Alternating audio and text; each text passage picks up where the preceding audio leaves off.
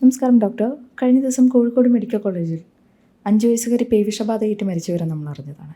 എന്നാൽ ഈ കുട്ടിക്ക് പ്രതിരോധ വാക്സിൻ നൽകിയിരുന്നു എന്നാണ് പറഞ്ഞിട്ടുള്ളത്. ഇത്തരത്തിൽ പ്രതിരോധ വാക്സിൻ നൽകിയിട്ടും എന്തുകൊണ്ടാണ് 5 വയസ്സുകാരി മരിക്കാനിടയായത് എന്നുള്ള സംശയമാണ് ഇപ്പോൾ എല്ലാവർക്കും ഉള്ളത്. വ്യക്തമാക്കാമോ? ഇത് വളരെ പ്രധാനപ്പെട്ട ഒരു സംശയമാണ്. ഇത് ഒരുപക്ഷെ ഇന്ന് വാർത്തകളിലെല്ലാം കേട്ടിരുന്നത് പ്രതിരോധ വാക്സിൻ എടുത്തിട്ടും കുട്ടി മരിച്ചു, അങ്ങനെ ഒരാൾ മരിച്ചു എന്നുള്ളതാണ്.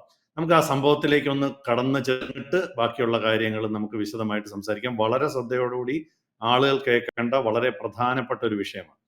നമുക്കിപ്പോൾ സംഭവിച്ചത് ഞാൻ മലപ്പുറത്ത് നിന്നുള്ള ഒരു 5 വയസ്സ് പെൺകുട്ടി കാലിക്കറ്റ് മെഡിക്കൽ കോളേജിൽ വാക്സിനേഷൻ എടുത്തതിന് ശേഷം മരിച്ചു എന്നാണ് വാർത്ത. ഇത് ഞാൻ അന്വേഷിച്ചിടത്തോളം വാക്സിനേഷൻ മാത്രമല്ല എടുത്തത്, വാക്സിനേഷൻ മാത്രമല്ല എടുക്കേണ്ടത്, അതാണ് ഏറ്റവും പ്രധാനപ്പെട്ട കാര്യം. വാക്സിനേഷനും ഇമ്മ്യൂണോഗ്ലോബുലിനും എടുത്ത കുട്ടിയാണ് മരിച്ചത്.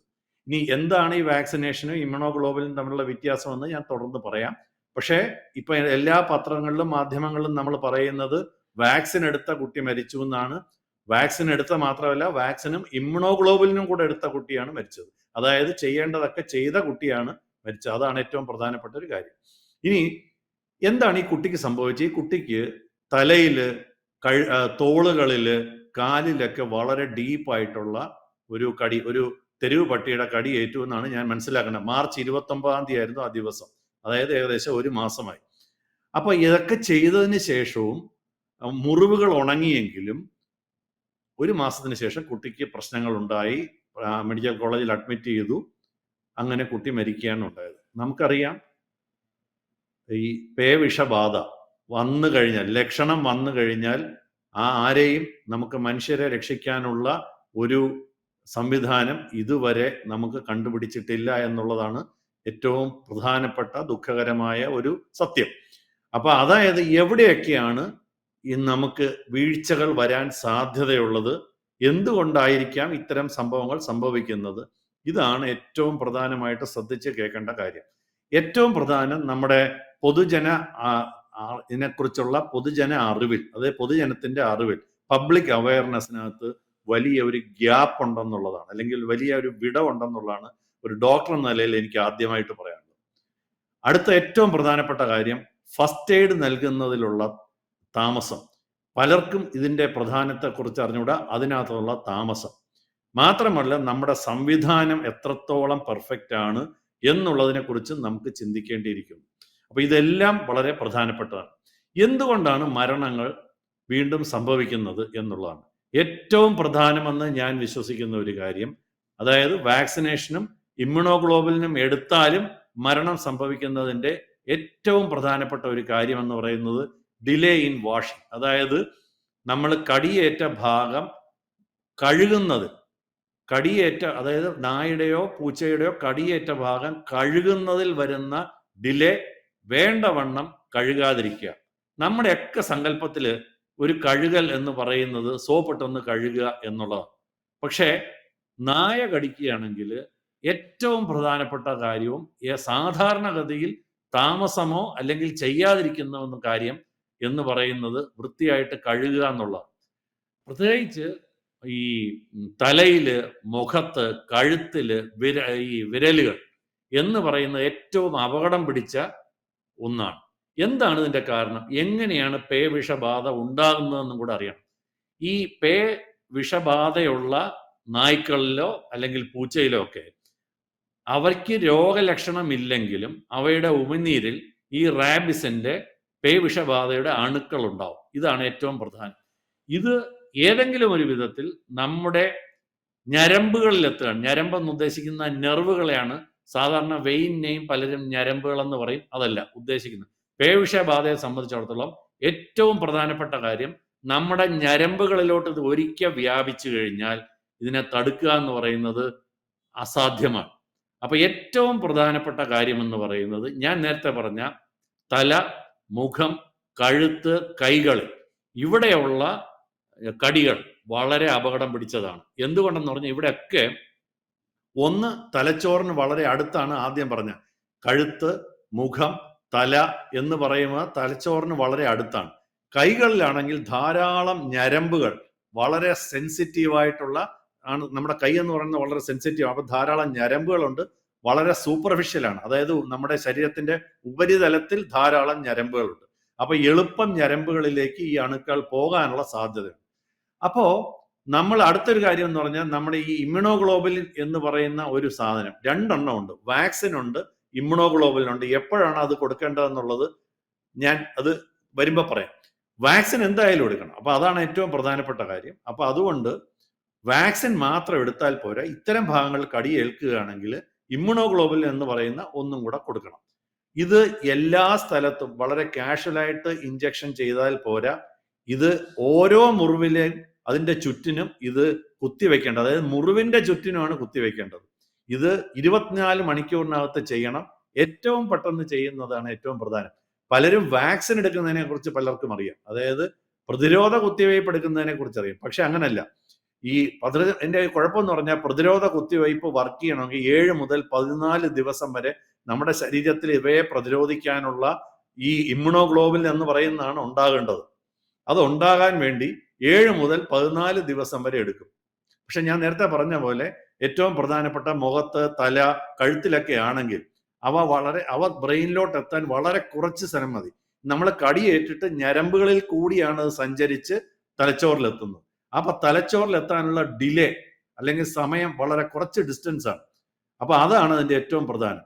നേരെ മറിച്ച് കാലിലാണെങ്കിൽ അത് വളരെ സമയമെടുത്തേ അത് സഞ്ചരിച്ച് തലച്ചോറ് വരെ എത്തുള്ളൂ. അതുകൊണ്ടാണ് ഈ ഭാഗത്തെ കടിക്ക് വളരെ ശ്രദ്ധിക്കണമെന്ന് പറയുന്നത്. എപ്പോഴും ഈ നെർവുകൾ വഴിയാണ്. ഞരമ്പെന്ന് എനിക്ക് പറയാൻ ചെറിയൊരു ഭയം.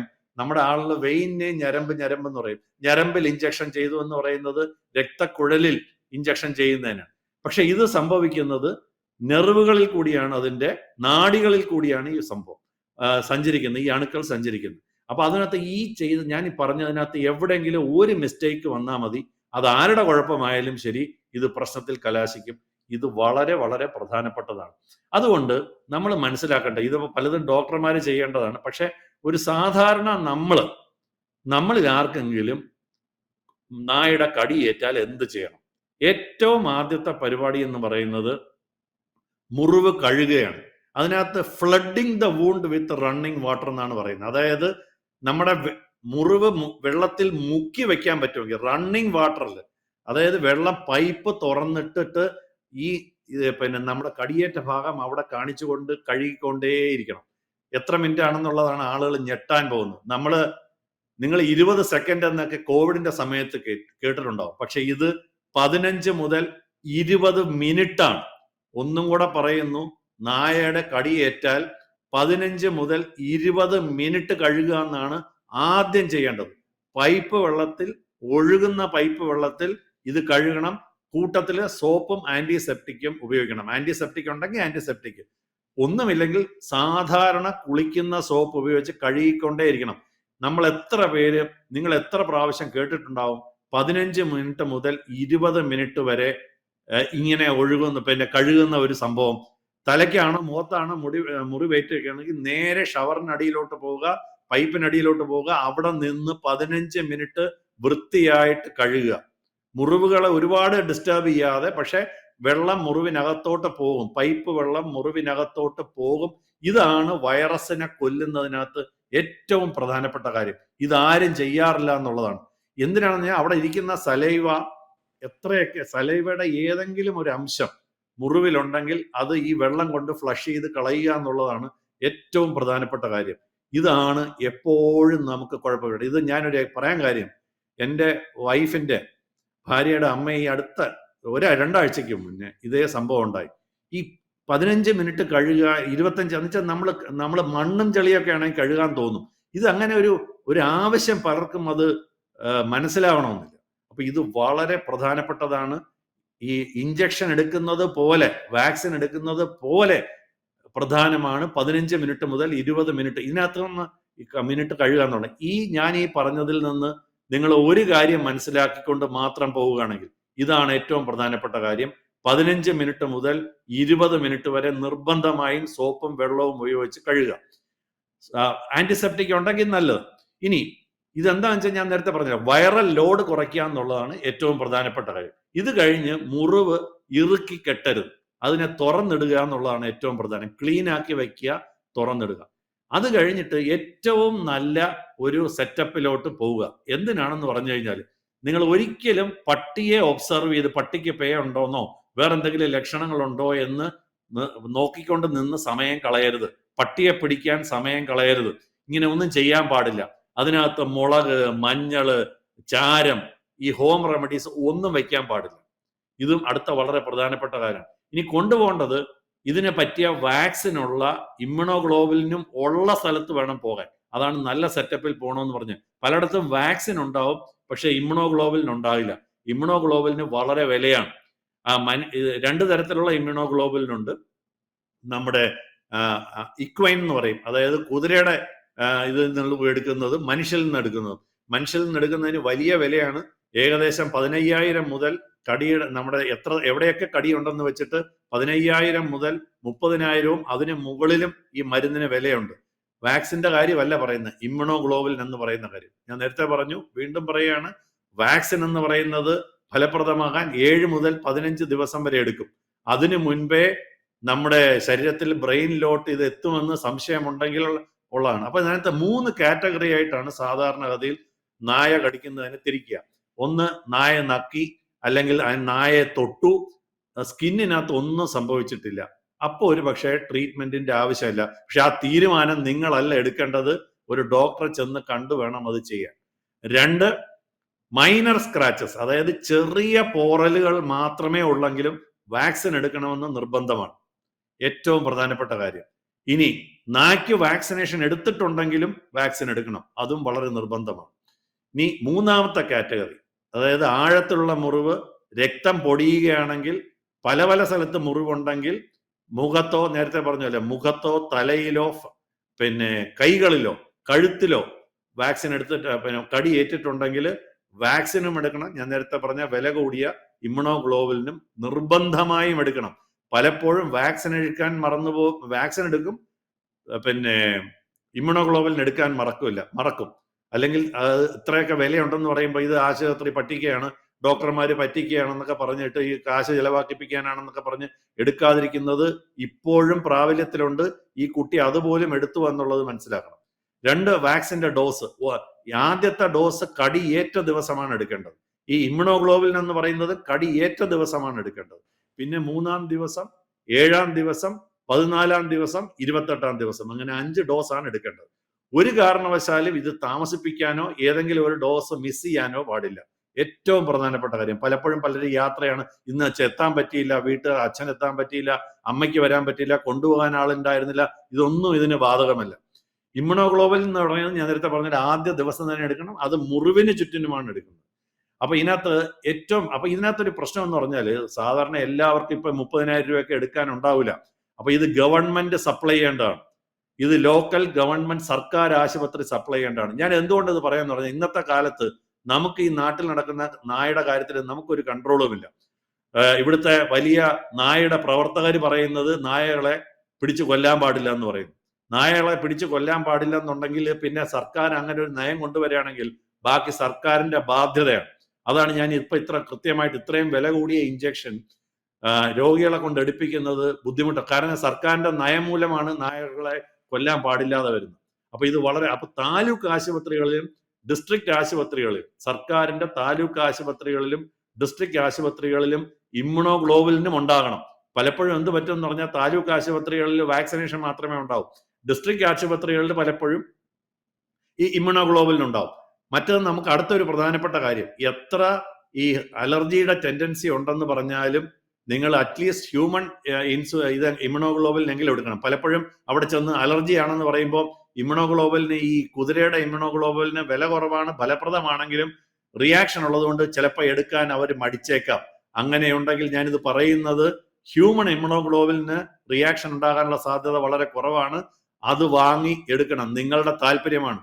ഒരു മരണം, വലിയ അപകടം പിടിച്ചാണ്. ഇതിന് ചികിത്സ, നമ്മൾ ലക്ഷണം കണ്ടു കഴിഞ്ഞാൽ പിന്നെ ചികിത്സ ഇല്ലെന്നുള്ളത് മനസ്സിലാക്കണം. അപ്പൊ അതുകൊണ്ട് ഇത് വളരെ പ്രസക്തമായ ഒരു കാര്യമാണ്. അഥവാ ഡോക്ടർമാർ അങ്ങനെ എന്തെങ്കിലും അതിനെപ്പറ്റി വലിയ ധാരണയില്ലാതെ, ഇതൊക്കെ എല്ലാവർക്കും കൃത്യമായ ധാരണ ഉണ്ടാകണമെന്നില്ല. മറ്റൊരു കാര്യം, നല്ലൊരു സെറ്റപ്പിൽ പോകണമെന്ന് പറയുന്ന കാര്യം, ഇതിന്റെ ചുറ്റിനും എടുക്കുന്ന ഇഞ്ചക്ഷൻ കറക്റ്റായ രീതിയിൽ എടുക്കുന്നതും ഓരോ മുറിവിന്റെയും ചുറ്റിനും ഈ ഇമ്മ്യൂണോഗ്ലോബുലിൻ എടുക്കുന്നതും വളരെ പ്രധാനമാണ്. അപ്പൊ അതിനകത്തൊക്കെ എന്തെങ്കിലും ഒരു പിഴവ് സംഭവിച്ചിട്ടുണ്ടെങ്കിൽ നമ്മൾ കനത്ത വില രോഗി കൊടുക്കേണ്ടി വരും. എപ്പോഴും അങ്ങനെ ആവണമെന്നില്ല, ഇതൊക്കെ ചെയ്താലും പ്രശ്നമുണ്ടാകാം. അതാണ് ഞാൻ പറയുന്നത്. അപ്പൊ നമ്മൾ അതിന്റെ അപകടങ്ങളോ പിഴവുകളോ ഏറ്റവും കുറയ്ക്കുക എന്നുള്ളതാണ് ഏറ്റവും പ്രധാനം. ഏറ്റവും പറ്റിയ സ്ഥലത്ത് കഴിയുന്നത്ര ആളുകൾ പകൽ സമയത്ത് സീനിയർ ഡോക്ടർമാരുള്ള സമയത്താണെങ്കിൽ അപ്പൊ തന്നെ പോകണം.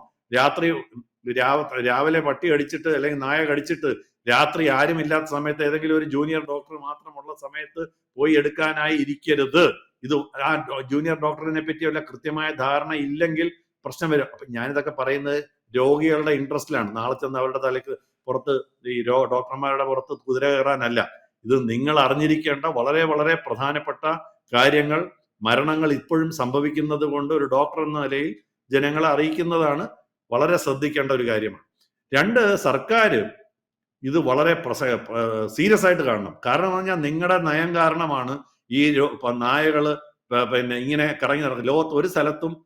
ലോകത്ത് നല്ല സ്ഥലങ്ങളിൽ ഒരു സ്ഥലത്തും നായ്ക്കൾ ഇങ്ങനെ ഇറങ്ങി നടക്കാറില്ല, അഴിച്ചുവിടാറില്ല, വാക്സിനേറ്റ്. ഇവിടെ ഈ നായ സ്നേഹികളും എല്ലാവരും കൂടെ ചേർന്ന് കുളമാക്കി വെച്ചിരിക്കുന്ന ഒരു സാഹചര്യം ഉള്ളത് കൊണ്ട് അറ്റ്ലീസ്റ്റ് വാക്സിനും ഇമ്മ്യൂണൈസേഷനും കൊടുക്കേണ്ടതും നായകളെ വന്ധ്യംകരിക്കേണ്ടതും നായകളെ പിടിച്ച് വാക്സിനേറ്റ് ചെയ്യേണ്ടതും വളരെ പ്രസക്തമായ ഒരു കാര്യമാണ്. അത് സർക്കാർ ചെയ്യേണ്ടതാണ്. ഇതിന് മാധ്യമങ്ങൾ വളരെ ഉണർന്ന് പ്രവർത്തിക്കേണ്ടിയിരിക്കുന്നു. അപ്പൊ ഏറ്റവും പ്രധാനപ്പെട്ട ഒരു കാര്യം എന്ന് പറഞ്ഞാൽ ജനങ്ങൾ മനസ്സിലാക്കിയിരിക്കേണ്ട കാര്യം, കഴുകുക. 15 മിനിറ്റ് മുതൽ 20 മിനിറ്റ് വരെ വെള്ളവും സോപ്പും ഉപയോഗിച്ച് കഴുകിക്കൊണ്ടേ ഇരിക്കുക.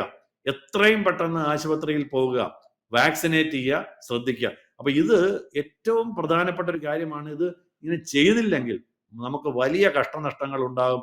ഓരോ മരണവും, അതിപ്പോ വലിയവരുടെ ആയാലും കൊച്ചുകുട്ടികളുടെ ആയാലും വളരെ ദയനീയമാണ്. മാത്രമല്ല മരണം കണ്ടു നിൽക്കുക എന്ന് പറയുന്നത് തന്നെ വലിയ ബുദ്ധിമുട്ടാണ്. നിങ്ങൾക്കത് അതിനെപ്പറ്റി ഇപ്പൊ ഞാൻ പറയുന്നതിനകത്ത് അർത്ഥമില്ലാത്തതുകൊണ്ട് അത് പറയുന്നില്ല. കാരണം ഞാൻ വളരെ ഒരു ദയനീയമായ, വെള്ളം പോലും ഇറക്കാൻ പറ്റാതെ ശ്വാസം കഴിക്കാനാകാതെ വരുന്ന മരണം എന്ന് പറയുന്നത് വലിയ ദുഃഖകരമായ ഒരു കാര്യമാണ്. വീണ്ടും പറയുന്നു, പട്ടി കടിയേറ്റിയാൽ വാക്സിനേഷൻ എടുക്കണം. അതിനു മുന്നേ 15 മിനിറ്റ് മുതൽ 20 മിനിറ്റ് വരെ സോപ്പും വെള്ളവും ഉപയോഗിച്ച് കഴുകണം. അത് മാത്രം നിങ്ങൾ ഇന്ന് മനസ്സിലാക്കിയാലും മതി. പിന്നെ ഇമ്മ്യൂണോഗ്ലോബുലിൻ എന്ന് പറയുന്ന ഒരു സാധനമുണ്ട്. അത് എടുക്കേണ്ട സമയങ്ങളിൽ ഡോക്ടർ പറയുകയാണെങ്കിൽ നിർബന്ധമായും എടുക്കണം. അപ്പൊ ഇത്രയും കാര്യങ്ങളാണ് അഖില എനിക്ക് ഇതിനെക്കുറിച്ച് പ്രധാനമായും പറയുക.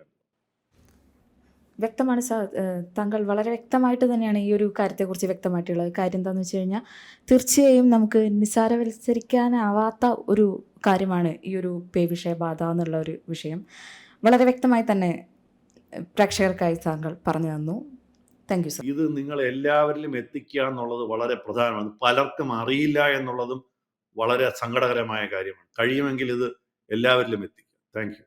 Thank you sir. കൂടുതൽ വാർത്തകളും വിശേഷങ്ങളും നിങ്ങളിലേക്ക് എത്താൻ ABC മലയാളം സബ്സ്ക്രൈബ് ചെയ്യുക, ബെൽ ബട്ടണും അമർത്തുക.